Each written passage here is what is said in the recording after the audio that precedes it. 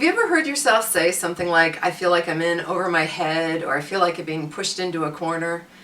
Those are metaphors, and today we're going to talk about metaphors and how they lead to much deeper wisdom, and wisdom that will surprise you and make shifts in your life.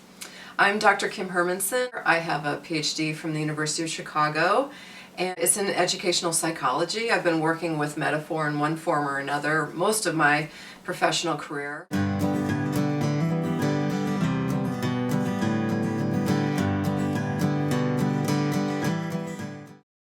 Years ago, I did intuitive readings and they were all metaphor, and I just couldn't understand why all this metaphor was happening. I wasn't psychically predicting the future, I was unearthing something that was below the surface.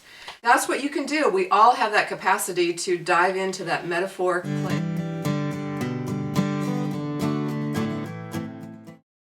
A lot of times when people hear the word metaphor, they sort of get a little turned off or intimidated because it sounds so academic. But the truth of the matter is there's really nothing simpler than a metaphor. I mean, it's so simple to imagine, for example, being the ocean. I mean, that's simple. We can imagine, In fact, why don't we do that right now?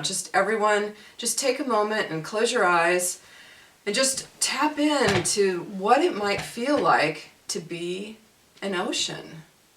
Notice how expansive it feels, how sort of limitless. There's like a gentle, but there's a movement, but it's gentle. Do you notice how just taking a moment right then to imagine yourself stepping into being an ocean just changed the whole energy?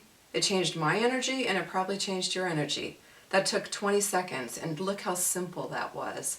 So that's this kind of simple wisdom, but it creates shifts because we're stepping into something and our body can feel it. And we don't need to go back and intellectually analyze some sort of complicated thing, because your own metaphors are going to give you the guidance and the wisdom and the shifts that you need to have. And that's what happens in my doorway sessions, is that your own unique metaphors show up, the ways that you need to shift. So I'd like to take you through a little process right now and just show you a little bit of what happens in a doorway session so that you can get a taste of it. Some of you might already have an issue or something that's really calling your attention in your life, something that you might want to shift. That's the good material for a doorway session. Wherever you feel stuck or frozen or someplace where you want to get a new perspective, that's the kind of material that I work with. So why don't you just take a moment right now, and you can pause the video if you'd like, and just decide what it is that you would like to work on.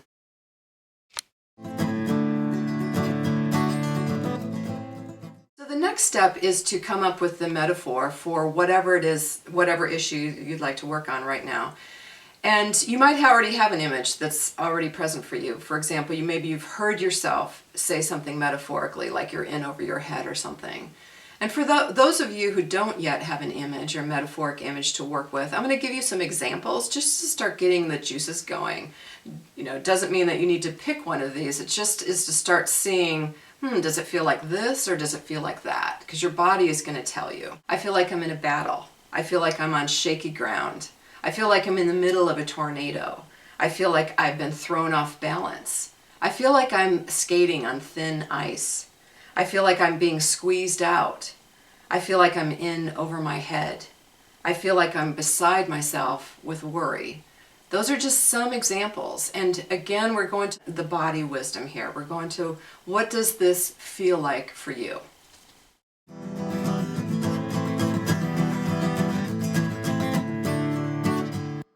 Once you have that image, now it's time to work on an image that would come as a response to that image. So what we're going to do is open up space and see what else wants to show up. We're going to allow another image to come in.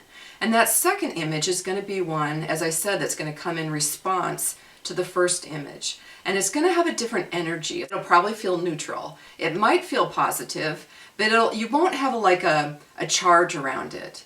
And if it's something that you do have a charge around, it means that your mind hasn't let you go to that place where there's empty space to allow something else to come in. So just keep settling into that place until you come up with an image that's just neutral. It should be something that surprises you in some way. It should be something that's unexpected. If it feels expected, like, oh yeah, I have this first image and so therefore I need to have the second image, then it's coming from a place of your rational mind. So it's going to be something, if it's coming from the metaphoric realm, it's going to be something that surprises you. You know, just let yourself be silly. Let your imagination work here and come up with something that's just fun and silly for your second image, and it can be anything. The creative process can work with anything.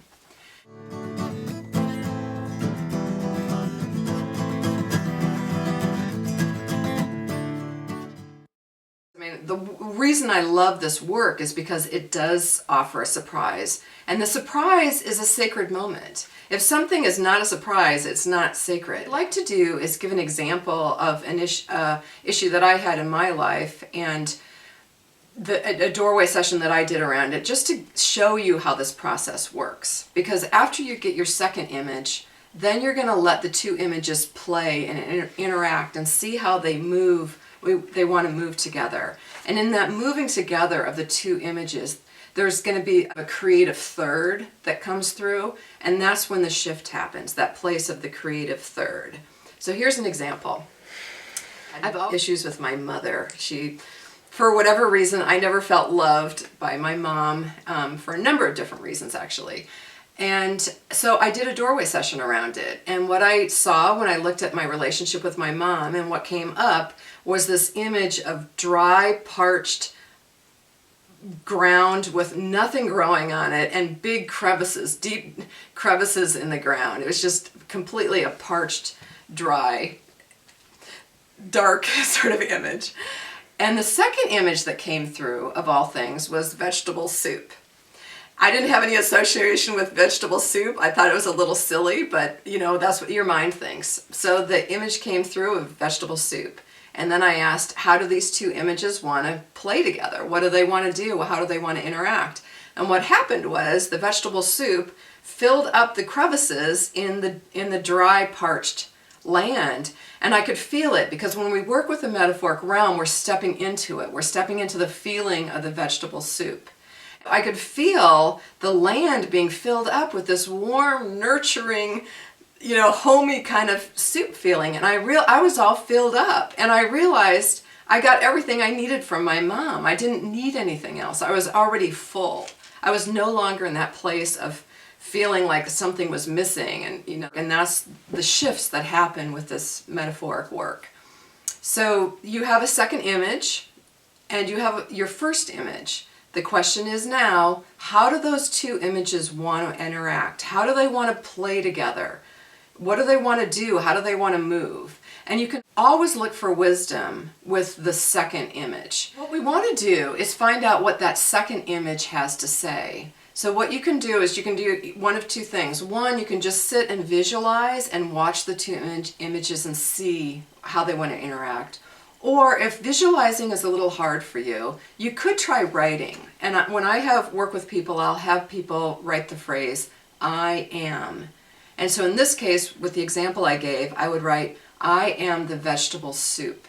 And then see what the vegetable soup has to say. So if your second image, for example, is the sun, you would write on your paper, I am the sun, and then see what shows up, what wants to be said after you write those words. You're letting that realm speak. You're letting the images speak. You're not putting words on it. The thing that's very powerful, as I said, about doorway sessions is that they create a shift by feeling whatever the sun would want to do. You know, if the sun came up for you, you can feel the warmth, or you can feel the movement, you can feel the power of the sun. Whatever it is that you were meant to feel, you'll feel it in your body. And it's not something that you need to go back and sort of intellectually analyze afterwards. You don't need to figure it out. The shift has already happened. It's already been done. I already was filled up. I didn't need to go back and rethink my relationship with my mom anymore. It was done. It was a non-issue. So that's the kind of thing that happens with doorway sessions. I invite you to join me in a doorway session. You can find me online at kimhermanson.com. Thanks.